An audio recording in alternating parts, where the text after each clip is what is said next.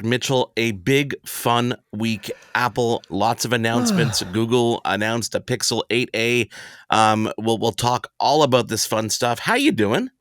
I'm exhausted. It is exhausting, isn't it? It's exhausting, and I think it's because, I mean, just to, spoiler alert, we're going to, like you already said, we're going to be talking about the new iPads. I've been waiting to replace my original iPad Pro from 2018. Wow. And this is very un-Mitchell-like. I've gotten better about not feeling the need, except for reviewing to talk on this show. But in terms of my daily use and gadgets that I keep, I've gotten out of the yearly update cycle with my iPhone, because it's not necessary anymore. Exactly. Yeah, I agree. Because we see like incremental updates, and that way when I do get them, it's a more substantial update. And with iPads especially, to the point where, as we've talked about this show many times, I've been waiting to replace my 2018 iPad Pro, and I haven't had a great reason to do it, ... until now. Interesting you say that, because I don't know if my opinion necessarily mirrors yours. But we can get into opinion a bit later, because I want to just kind of do a little recap for people who are just kind of joining us today to kind of tell them what was announced. Before I even get to Apple, I want to talk about the Pixel 8a. It's funny because this seems to be the trend now leading into Google's I/O conference, which is their developers conference happening in just a couple weeks here. They announced like the A version of their flagship phone. So they've had the Pixel 8 out for just about a year now, just under a year. And now they've announced the 8A, which has basically the same specs and processing and everything of the original 8, with a little bit of enhancements across the board and a little bit lower of a price point, about $649 US. Right. So it's attractive, but a lot of the reviews and a lot of things people are coming out with are saying basically, wait, because the Pixel 9 is just around the corner. If it's not a month, it's a couple months away. So interesting how they timed this. I don't necessarily understand why. Maybe it's just to have a product to announce. I think it's probably to take some thunder away from other companies that are making similarly timed announcements. But when you think about it, in terms of phone sales, in terms of overall quarterly sales, because that's what businesses are about, their quarterly income, right? Yeah, of course. I don't know that it might make a little boost to the quarter, but in terms of their lineup, are they hurting themselves, or are they possibly cannibalizing sales? Here's the problem. If you're going to put out a less expensive version of, why not put it out at the same time as the main device so that you give people the option at the time? The longer you delay, the longer you put off putting that device out, yes, you may get other people to say, okay, wow, I wasn't aware. Now, it will stimulate quarterly sales, which again is what a lot of companies base their, how the stock price flows. But at the same time, those same people are now 4 or 5 months out saying, well, if I just wait a little longer, I'll get the better version of the new phone. So I don't know that it necessarily does what it's supposed to do. Yes, it might stimulate some sales for people that are waiting for a less expensive device. But for most people, that less expensive device really becomes more useful when compared to another device that's coming out that has similar specs to, or but even, a lower price Mitchell, point. Even to the last version, like to the main version, like the Pixel 8 versus the 8A. Some people are saying just get the 8 because the camera system's a bit better. Right. Let me tell you what's different on this phone. Like I'll give you the recap here, so we give you all the information. I said the price point $649 US. It's got obviously all the Google AI stuff in the camera, circle to search, background noise reduction on calls on both sides, live translate, all the software stuff that really was dependent on the hardware on that new Tensor G3 chip. It's more durable, so it's got an IP67 rating versus the 7A of previous generations. Obviously, I said the Tensor G3 chip, so it's the same as the Pixel 8 and the 8 Pro, so you're getting a lower cost, higher quality, I guess, device with all that security that goes along with it. It's very confusing. Yes, go ahead. 7 years of OS updates and feature drops, so they're guaranteeing that anything that comes out for the next 7 years are going to be compatible with it, which again is almost a compelling reason not to upgrade sometimes. And by the way, a little shot over the bow at Apple, who I think their obsolescence cycle caps out at maybe 5 years. I think they've been doing the 5-year obsolescence model where, they'll your devices are up to 5 years old. We'll take the latest OS. After that, we make no promises. So this is a promise that at least you'll have another couple of years, if my math is right, more support from Google than you will from Apple, let's say. Yeah. So that's just, again, a little poke in the bear there. Other small things, really, just like front-facing cameras, 13 megapixel, as opposed to the 8's 10.5 megapixel. I mean, and that's really kind of where the similarities end. So I'm not really sure how far to take that. I'm waiting to get my unit hands-on, so I definitely will go into a little bit more depth and see what things are like. Definitely, I think on the software side, though, Google is making some pretty fun AI moves that I think really kind of make it natural instead of trying to force it and say, oh, go do this. They're just making things that make sense, like circleless search and just photo enhancements across the board. Right. So it's kind of cool. Okay. Apple. Yeah, let's do this. Number one, I'm really enjoying these shorter 30-minute media events that get straight to the point. They're fun that they're pre-recorded because it means they can't really go into too much analytical detail about what they've bought and all the stuff that's going on. They can't screw up also. Side. That's the other thing I can tell you right now. It's polished, but they still hold events in person in different places and actually preview them, which is kind of interesting. And you can follow that stuff on social media. So they started with the iPad Air. Can you give me one minute before we start with the product? I can give you anything you want. Okay, and you're going to appreciate this. Your name's on it too. Thanks. Thank you. I appreciate that. Thank you for acknowledging that. For anyone that's watched an Apple keynote in the last 4 or 5 years, you will know what I'm talking about. If you've never watched one, you will never watch one the same again after I'm about to tell you this. So if you don't want the last, let's say 5 years of keynotes and probably the next 5 or 10 years spoiled for you, you can stop listening now and then turn your radio back on in about 2 minutes after this rant. Okay, but I'm going to tell you something. Whoever trains the Apple employees to do these videos, because they have people that train, obviously, how to talk in front of a camera, how to be comfortable, which most of them still are not. You can't train comfort. I'm telling you that as someone who spent the last 50 years in front of a camera, okay? You can't train that. You either do or you don't. You get better at it, but there's no, suddenly you will feel comfortable. But whoever trains them is obsessed with what they do with their hands when they're speaking, to the point at which I am so focused on their, this person's a fingertip toucher. This person is a hand clasper. This person is a folder. So the person that trains the Apple employees to do these on-camera keynotes that are pre-recorded tells them, I can hear them saying, okay, so when you're relaxing, interlock your fingers when you're talking. It becomes this hand puppetry that I'm so distracted by, I forget what the freak they're talking about. So I beg you, Apple, whoever is doing your training for the videos, please get rid of them or tell them to leave people the hell alone with their hands, because all I can see and hear is clasp, tuck, touch, fold, rock, up, down, repeat. It's like watching hand porn, and I'm tired of it. It's awful, and it's distracting. Let people do what they want. If they're a little unnatural or that's fine. It's better than watching, how is this person going to touch their hands awkwardly and while they're talking? I've been on stage and on screen for years. I never had an issue with, oh my God, what am I going to do with my hands? Huh? Your 2 minutes are almost up. Okay, that's it. That's my rant. Stop making people do these weird things with their hands. It's weird and distracting. Well, let's talk about the iPads. So if you tuned out for 2 minutes and you're back now, Mitchell went on a little rant that ruined it for everybody. Yeah, there we go. I'm sorry, I had to. But it's okay. By the way, small correction. The Pixel 8a price, $679 Canadian, $499 US. Okay, that's actually a huge deal, but go ahead. That's little correction's a huge deal. Minor difference, right? Yeah. I live in Canada. You're in the US. It's confusing. You live in Canada. We forgive you.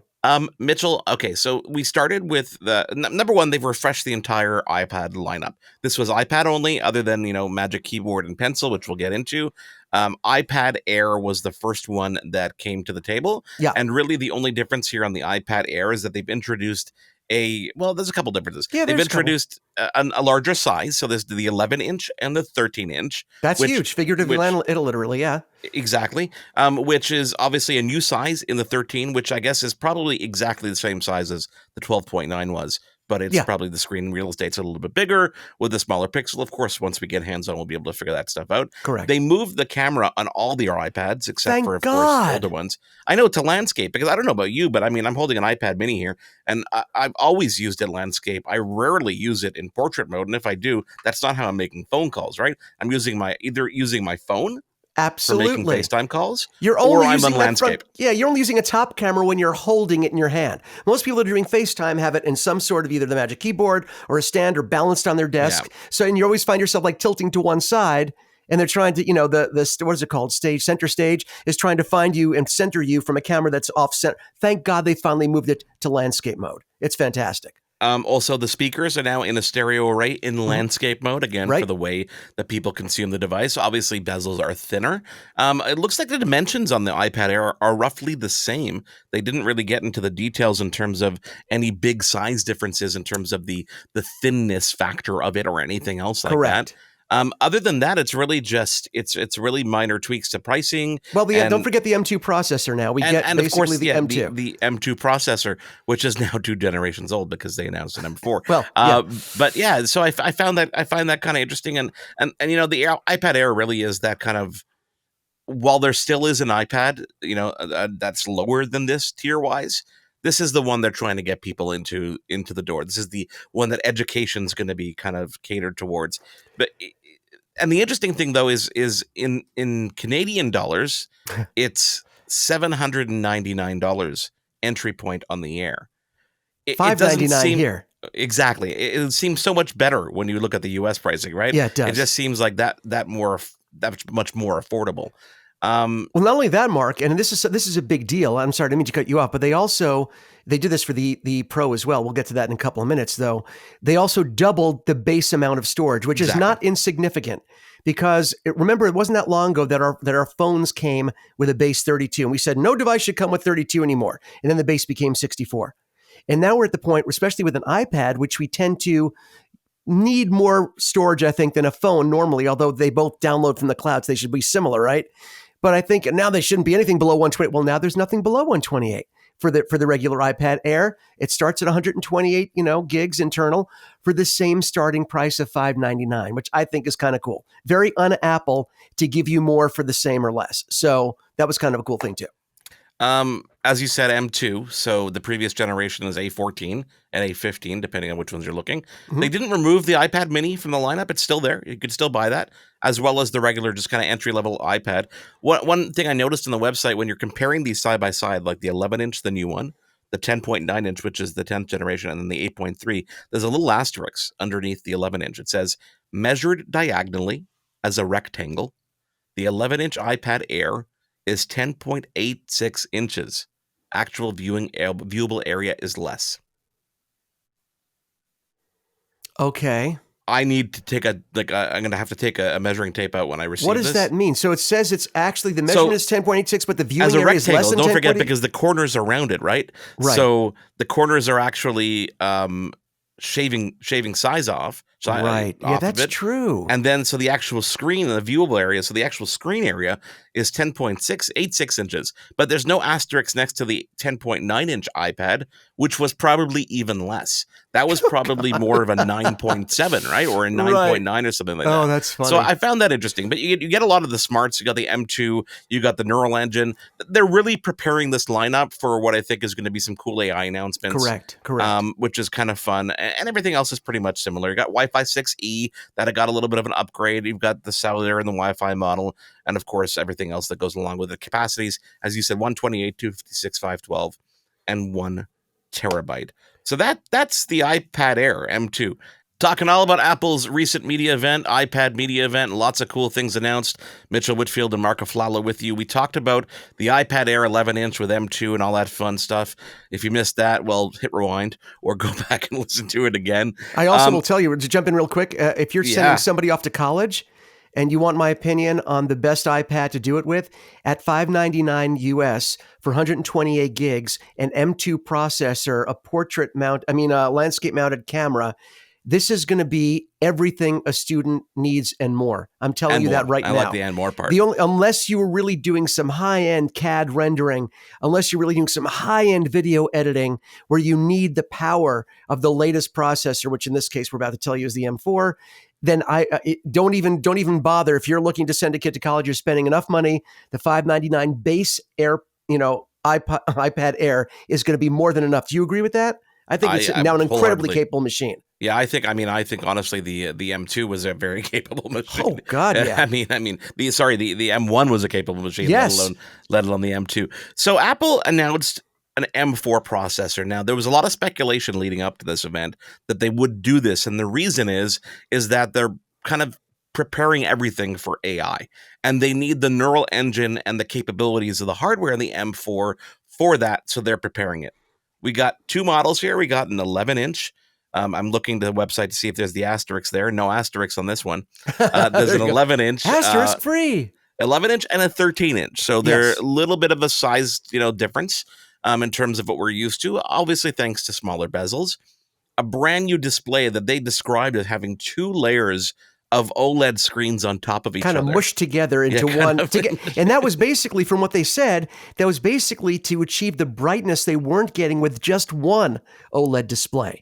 They weren't getting, but by combining those two, you get 1,000 nits of constant brightness and a peak brightness of 1,600 nits with HDR content. And that's pretty incredible. Not quite iPhone level, but that's pretty incredible for an iPad. Yeah, that's pretty insane. It's insane. True incredible color gamut, like the P3 wide color gamut. True tone, which allows it to night mode and dark mode, and adjusting in the eyes. Anti-reflective coating on all the models. However, if you buy the 1 terabyte or above, you can opt for a nano texture display glass option, which reduces the glare. And if it's anything like the XDR display that they had, it was more of a matte finish than a glossy finish.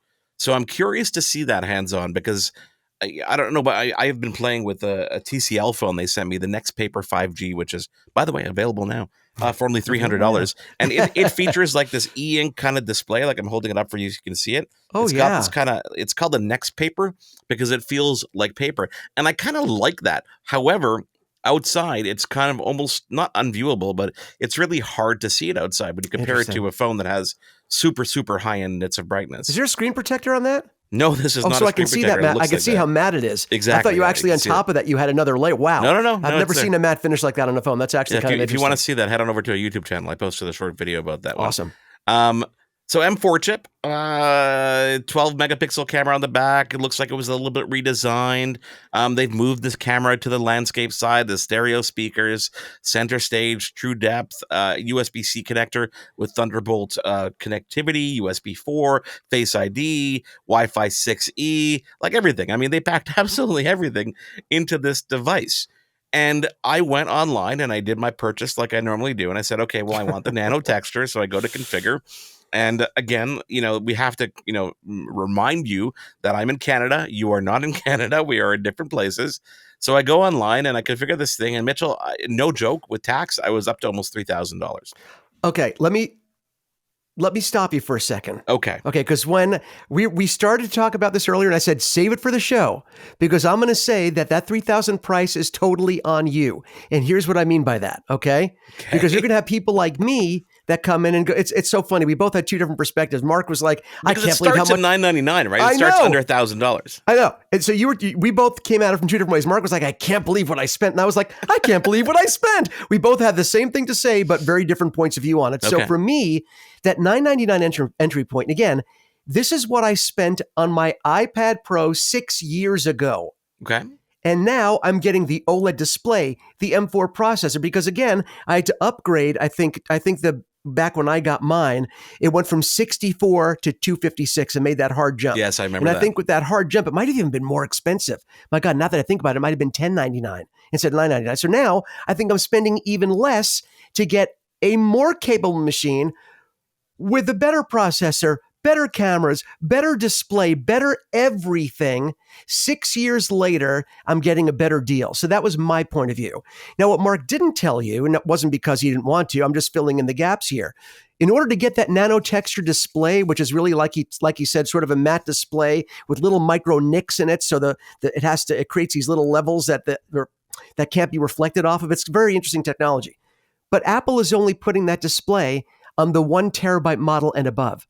So in order to get that nano display, you also have to get the iPad with 1 terabyte of memory, which adds a buttload of money to it. Yes, it does. So I'm just putting it in perspective. People don't have to, if they don't want to do it, this is a power user thing because they're giving, and the other thing, Marc, is it's also a better M4 processor, which they don't tell you unless you look at it carefully. The M4 that's on the model you bought has slightly more cores than the M4 on the base model that I got. Oh, I didn't even realize that. Yes, I did notice in the specs it said up to 10 cores. And yes. So you get the higher end when you choose the higher end model. So the second you had that nano texture, you were now getting a faster processor, 1 terabyte of storage, which I don't want to shame you, but that's a lot for an iPad. But you use it for work, so it's different. Not only do I use it work. for work, but I mean, if you're editing video on this stuff and you That's actually what I want to mean. do Yeah. multimedia stuff and you need that solid state kind of almost caching on there. Yeah, you can plug in an external drive No, and you're it right. works on Thunderbolt, but you do. Again, I also like you. I don't upgrade this every year. Like the iPad, I really like. I mean, I got a lot of iPads around the house, but this is like my go-to iPad that I kind of carry around with me. And I think thanks to the new Magic Keyboard and the pencil and stuff like that we're going to get into, it's becoming a more and more capable device. It's never going to replace my laptop or not yet, but I think for me it does make sense. But the And price, yeah. I had sticker shock there. Well, I'm building it right now in real time with you Okay. on the air with our listeners. Yes. So basically, jumping from the base $999 with 256 gigs of storage, which is fine for me, to go to 1 terabyte is adding $600 US.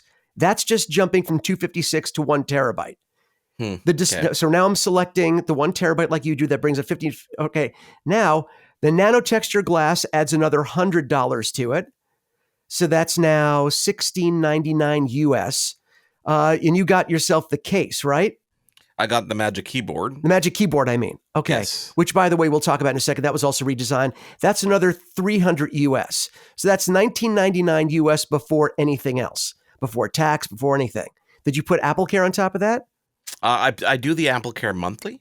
Okay. Yeah, I get it. Yeah, I get it with because I prefer too. to just have it forever as long as I want it for. I got you. So yeah, I mean, in US dollars, we're talking about the low twos.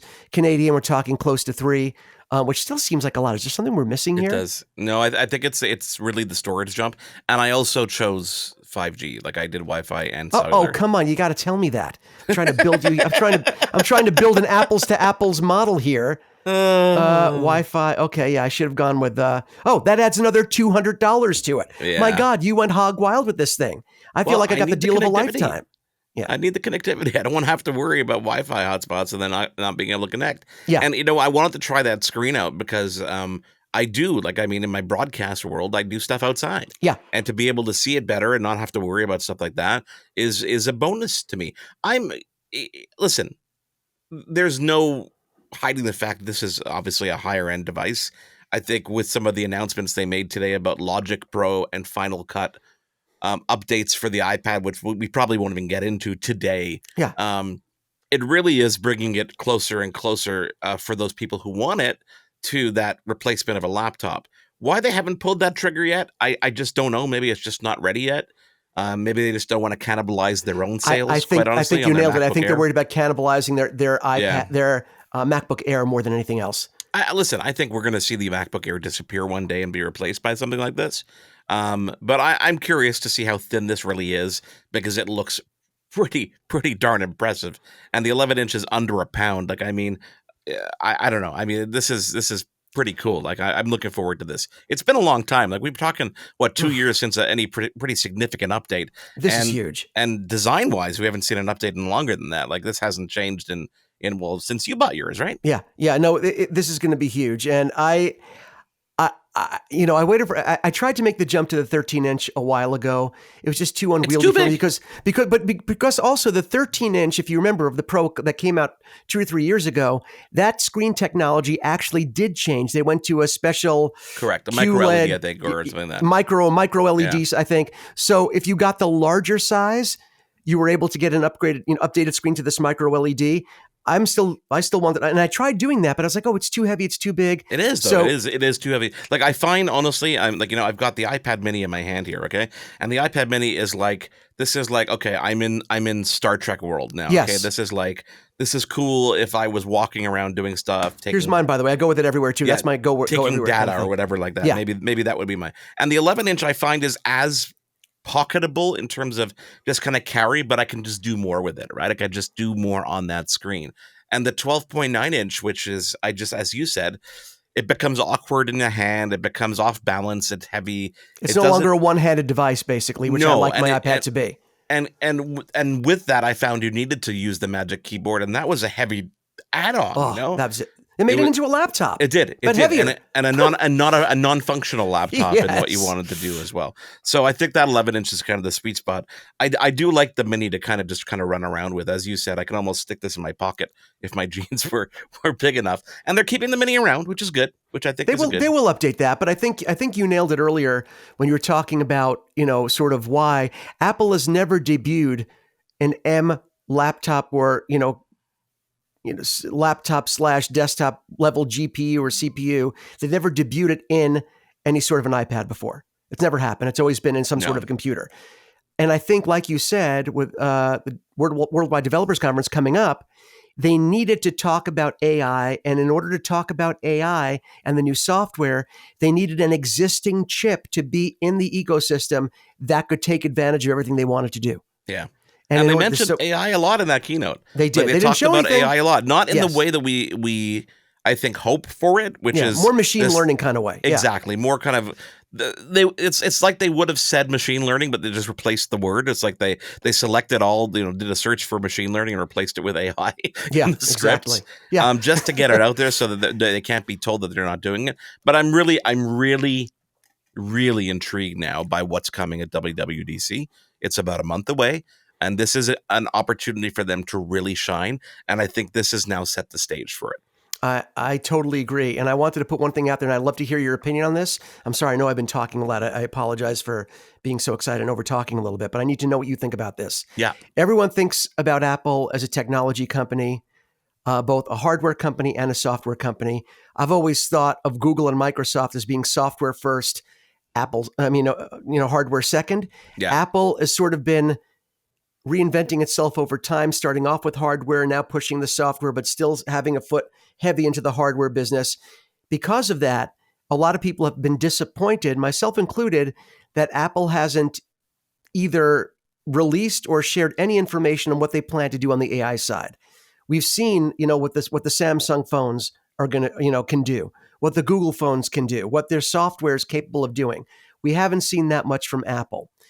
But I don't want people to forget, because of Apple's immense amounts of money, they don't necessarily have to change the world in terms of putting out their own AI solution. They can license from other companies. They can license from Microsoft and Google's technologies and leverage those techs for their own hardware. Because here I was thinking, what's Apple going to do? They're going to be playing catch up again. Everyone has passed them again. But again, they don't have to necessarily have all the innovations on the AI side. They can license that. They can pay for the license to use that technology on their devices. Other companies can license out. That's what I meant to say. Their AI technologies to Apple, and that would be perfectly fine. But Apple needs to show some sort of, proof of concept of how things are going to work on their devices. If they're not going to come out with the technology themselves, how is it going to be implemented in the Apple ecosystem? That's a big question. So I'm fairly confident that in Apple's roadmap, there is going to be something that they do on their own. They have acquired a bunch of different companies from different countries that have a lot of experience in AI. That's what they tend to do, is buy little companies and use those resources. Oh, they've done that, with other stuff, Yeah, they did it with Siri. I mean, not a great example. But she's dumb. Yes, and we have seen historically that they're not afraid to license. Think about Google Search, for example. Mm-hmm. They're not afraid to license. Think about Intel. However, they license, it tends to be for a shorter period of time, so they can have a little bit more time to refine what they want to do on their own. That's true. Because they don't seem to like to have to rely on other people, And I get that. When you have that much money and you have that much power, then why would you want to rely on somebody else when you can do it yourself? Yeah, they use it to jumpstart their own innovation. Correct. You're right. That's a good way of putting it. But I think any other technology they license, whether it's a combination of OpenAI and Google Gemini and Microsoft, whatever it might be, it doesn't change the outcome at the end of the day, which is they're going to use other people's AI engine to do it in a way that is uniquely Apple, in a way that they could easily just kind of say, okay, let's pull Google out of the picture and replace with our own and continue those same features, if not expand about it. Same thing with Microsoft. I think they can do the same thing there. And I think there is a unique opportunity here, and there always is a unique opportunity with Apple, to marry the hardware with the software experience, which is what really sets them apart. That's their strength. And what I've noticed over the past while, especially when you pay attention to the finances and the earnings call, is that their software side of things and their services is growing exponentially above their hardware. I mean, they needed new iPads because the iPads have been on a downward slump because just sales aren't there. Because also people also tend to watch them and say, okay, I shouldn't buy now because something new is going to come, whether they know it or not, right? Hmm. So as we've talked about before, I think we're going to see a slowdown in the hardware cycle. I think we saw it with the iPad. Maybe the iPhone will get to that point, and other people might follow suit. But I think that software and services, they see the longevity there.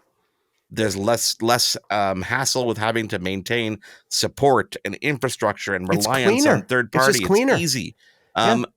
While they still maintain that stronghold on the hardware. I could imagine a day where Apple as a company is just a software and services company.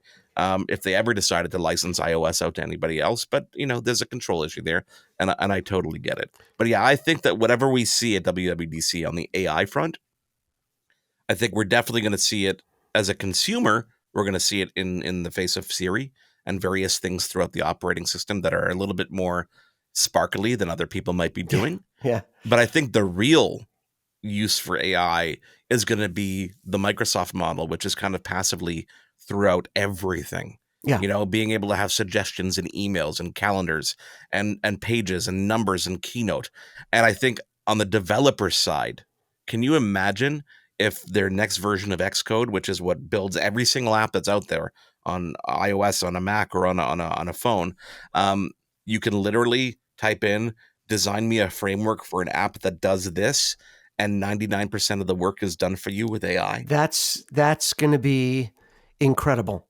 Yeah. Incredible. And that's what will happen. It's funny. I started thinking about, and then it's, we all know that our devices are listening, but I didn't know they were also reading our minds, because I started thinking, man, because, I talked to your son, Zach, about video games probably more than you do. Yes. So yes. I started thinking to myself, because Zach and I have been talking a lot about handheld consoles and emulators and all this different stuff.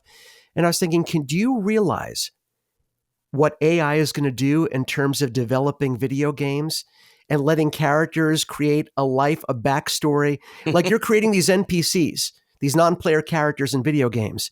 And the whole, the amount of time that's spent programming these characters that you don't play as, but that you interact with in a game to make them as lifelike as possible. There's a lot of time that goes into programming that gets taken away from actually programming the rest of the game.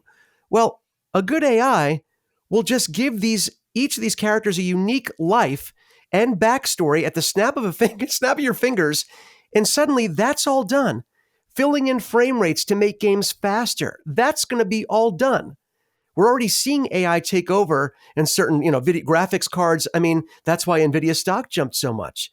Because if a graphics engine is able to use AI to replicate and almost design stuff itself, and that's kind of like what you're talking about as well, that is game changing. That is game changing. And just seeing people do it on their Samsung device or Google devices, like changing things on their phone, it is mind blowing. So we've just scratched the surface. And again, Apple is sort of retraining the consumer to think about what Apple is known for and letting them know that, hey, we do make hardware, but this is where we're really going. And they've had to train the business world not to expect iPhone sales to knock everyone on their butts every quarter, because they're putting so much into software. So Apple is sort of retraining and reimagining again who they are. It seems to happen on a yearly basis, sometimes more hardware, sometimes more software, but I'm really excited about WWDC this year and seeing how Apple, forgetting whether they design their own AI or how they're able to implement and leverage other people's technology.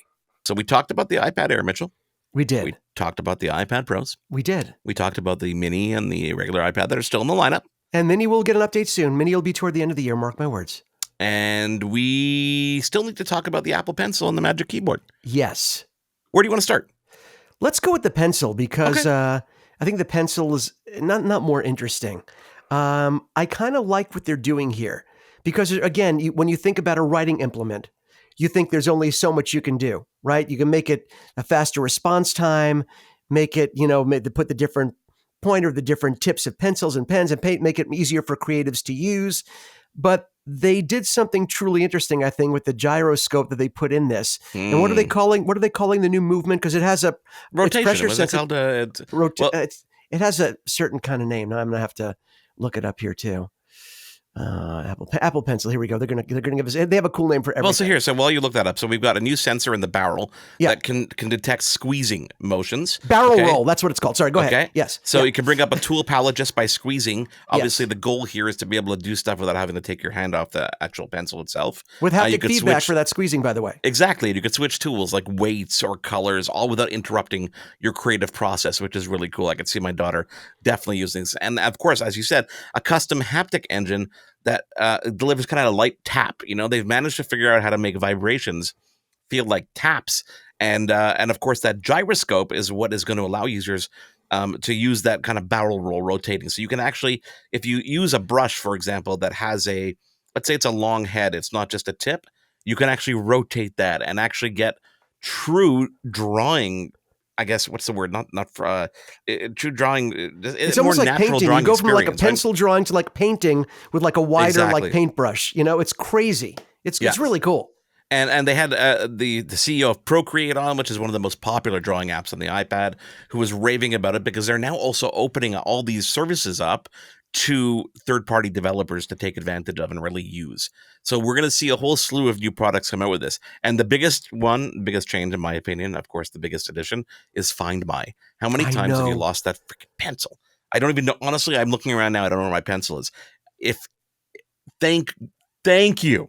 It can roll behind a cushion. It rolls. I mean, you know. I know. This one, I think, is, that this one can roll too. I'm trying to see the design of it. Is it more flat? Or is it still round? So they didn't talk about the actual dimensions of it. It seems like it's a little bit thinner.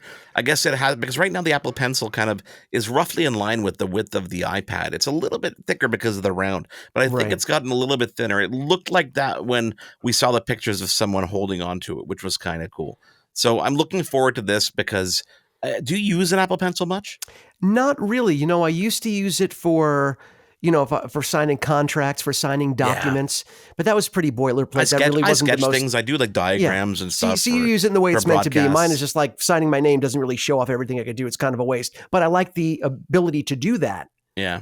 I mean, I used to take notes with it, but my handwriting is so bad on a regular day. You couldn't read your own thing. No, it was pointless. Like it couldn't even transcribe my gibberish. All new Magic Keyboard and Smart Folio. So the Smart Folio is just that kind of like just a cover, like a cover of the front and back. But the Magic Keyboard, I mean, I'm curious to know dimensions and weight, but it definitely is different because it has a new function row. So it gives you the function row that you're used to having on an Apple keyboard. Yep. Things like controlling the brightness of the keys, the brightness of the pad, going to like center stage and stuff like that, which is pretty cool. And a larger trackpad with haptic feedback again. So before I think it was a physical trackpad. It moved on the previous generation. Don't hold me to that. I'll dig mine out here while you talk a bit. No, I have it right here. It's right here. There you go. So I mean, you have it there. So it actually physically moved, I believe. It physically clicks. Hold on. It wasn't haptic feedback. So listen. So the new one does what our MacBooks do, which it doesn't move at all. Yeah. It has haptic feedback to give you the impression that it's clicking and moving. Which is great. Which means it's probably thinner and lighter. And the cool thing is it all powers off of your iPad battery. So you don't even have to worry about like another charger or something else to charge. The only thing that I found with the Magic Keyboard to date has been that it's always added a fair bit of bulk to the iPad. And I'm not a fan of that. Like I like the thinness factor. I like to be able to just pull it out and go. But you know, I'm curious to see if this one is a little bit thinner and smaller and how it feels in the hand. Well, they keep on going on that it was that it's aluminum, and I'm looking at it right now. You can clearly see it's definitely got some metal in there. Now, this is great radio. I'm trying to describe something I'm visually holding in my hand. For those of you watching this on YouTube, you can see my old beaten up Magic Keyboard here. This one is covered in that like rubberized coating. Yep. So you can't really tell what kind of metal, if it's steel. Clearly, there's some sort of metal structure in the existing, which will now be the previous generation of the Magic Keyboard. There's something metal because it's got some heft to it, definitely. Yeah. You just can't really see because it's covered in this, rubberized coating. So is the aluminum, like you said, is the aluminum going to be lighter? The weird thing is the keyboard looks, if you look at how thin this is right here, I don't know that it looks any thinner than this. It looks maybe even a little thicker. It's hard to tell, which would be interesting because they made such a big deal about how thin the new iPad is. They made it much slimmer and lighter. So it'd be funny if the way that you use it most of the time, which is for me is the Magic Keyboard, was actually heavier. And it's funny because they don't break down the specs like they Yeah. do with computers on the accessories on the website. So you Right. really have to wait to kind of feel that in hand. By the way, all this stuff available to order right now. Like you can go to the website and order it. And shipping is right now, it says delivers May 15th. I'm sure that'll slip. But I mean, that's a week. I mean, so this stuff's already been in production for quite some time, obviously. And the stock is arriving there. And that, I mean, other than some software, which we can dive into a little bit if you want to, I mean, that's the sum of it. $349 for the keyboard, $349 $299 U- US for the 11 UK. inch. Yeah, so that's Canadian. Yeah, I mean, so cool stuff. I'm looking forward to playing. Oh, I am too. And I'm looking forward to. And again, this is one that I waited 6 years to do. This was the first time that I said, okay, it's not just a spec because honestly, my 2018 iPad Pro is still pretty snappy. I still feel like it's pretty snappy in terms of what Yeah. it does. You know, Apple puts out these new processors every year before we even get a chance to maximize what the previous gen could do. And it's like, wait, this is still really. So I've had a chance to experience what was it, the 812 Bionic? Is that Yep. what I was rocking for the Yeah, pretty much. 2018? And I've had no issues with that. But then again, I haven't known any better because I never went to the the 15 or the M1 or the M2. So for me, it's going to be a huge upgrade, even with the sound. The screen finally is an upgrade for the 11 inch. I know they upgraded the other one a few years ago. So on every level, Mark, I'm excited to try this and share both of our opinions. And even if it isn't like life changing, I know that I will see the advantages of the M4 processor. I know I'll appreciate the OLED display, even if it's just for watching movies. So get those true blacks in there when you're watching, have the more cinematic experience. So I know I'm going to enjoy it, and hopefully I'll be able to hold on to this for the next 6 years as well. We'll see. I think you will. Yeah. The majority of the AI stuff was really about a couple pieces of software, and that was Final Cut Pro for the iPad. They call it Final Cut Pro 2 for the iPad, which is just confusing in general. And Logic but was this the is other one? where Yeah. this and Logic, which is the audio editing and the music creation, which is kind of cool.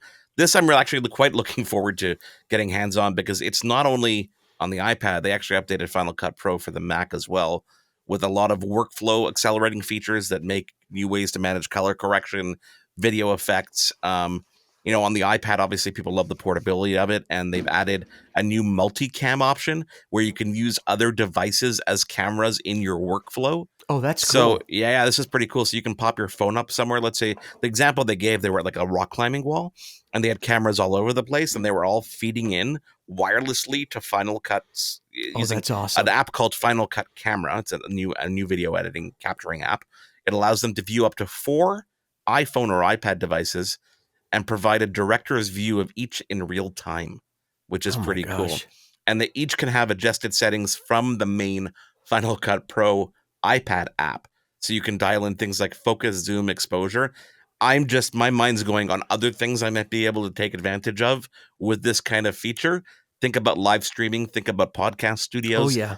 Think about people who don't want to go out and spend $3,000 on a camera but have phones lying around. Yep. This is definitely going to be a cool experience. Okay. And this is where they're focusing on AI. On the Logic side, which is the music creation, they talked a lot about beat creation and different instruments and tying in those instruments with different compositions.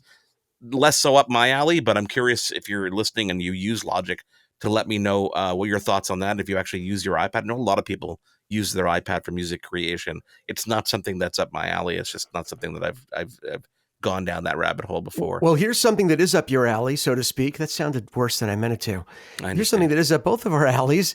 Have you heard anything about Adobe and Adobe Audition possibly coming to iPad? Do we have any news if that's going to happen ever? No, not only have we not heard anything about that, and I used to be very tightly in tune with the Adobe world, thanks to some insiders and friends and the beta test pre-release team. They've since disbanded a lot of that, so access to information but they're spending more time pushing out updates to Premiere, even audio enhancing updates to Premiere that aren't even making its way to Adobe Audition. So I got a sense that either they're gonna try and bring these two together like DaVinci did in DaVinci Resolve. Originally it was Fairlight. It was a separate Blackmagic audio editing app, and they brought it into DaVinci Resolve. I think Yeah, they but that might forces you go to pay down for that something route. that you don't need, which really sucks. Yeah, which is kind of annoying because, but I mean, with the subscription model, it's like no one's going to complain, but we will. Like, I mean, We I will, still 'cause I'll be use paying a Adobe Audition subscription. every single day, Yeah. so it's going to be interesting. But no news, and I've reached out and I've tried to get some information. And Interesting. while there's constant updates on Premiere, constant AI updates, and really cool stuff coming on the video side of things, even audio updates, there's nothing that's come to Audition, which That's is disappointing. a little bit Because, disappointing. Yeah. because to me, and I just had a session today doing a Disney animated show that I'm on. I'll let you know when it's on the air. I can't talk about it yet. Yes. Will you Shameless please? plug. But I was talking to the engineer. He's using Pro Tools to run his studio. Yep. And I said, I used to use Pro Tools. Was it Pro Tools LE, which was the lighter version? Yep. That used to come with a lot of the hardware, with a lot of the breakout boxes, and the interfaces used to come with Pro Tools. Well, I used to need the hardware for that, actually. Exactly. Yeah. And I would use it. And it was fine, but it was meant to be an all-encompassing solution. So you had tracks for instruments and different stuff that. Well, but I mean, Pro Tools was originally and is still the staple in the audio in the music recording industry. Well, that's what I'm saying. And again, You if know? you're a voice actor, if you're someone that just does animation or voiceover work, Overkill. the music aspect has no meaning to you whatsoever. No. Layering different tracks has no meaning. As long as you have your dual track mono, you're fine. Yeah. You don't need to do anything else. So that's why I loved Audition, because it was made for voice recording. It was made for audio and not music. So and on Audition, by the way, I challenge people to this day. I'm an Audition user at the core. Like, I am expert level. I've been using this for almost 30 years now, and I hands down categorically think it rivals all of the other software as well. Oh, absolutely. Even if you want to create music with it, live recording and all that stuff. So everything has its little strong points. That's true. I just felt for voice work, it was much simpler to. It can be. You can use it more if you want. You can multi-track and layer. I do a lot of that. If you want a just simple, straightforward editor, it's great for that. But there's also a lot of free tools out there that people tend to be using. Because Twisted Wave, you're used Twisted to it. Wave, one of the Twisted Wave, Audacity, there's a whole bunch of different programs. Audition, there was something for iPad that was out there for a while. Yeah, I've never heard of it before. Yeah. And anyhow, I'm curious, but I will reach out to Adobe to see what's up there. So that's everything that came out with Apple this week. Obviously, I did reach out to try and get my hands on these things before my own product get in. We'll see which one arrives first, and we'll definitely give you a glimpse of what's to come. And if you check YouTube now, there's a bunch of people who are at some of these different events they had worldwide where they got to go hands-on with some of this stuff. So you can check that out, and we'll link to it on our social media as well.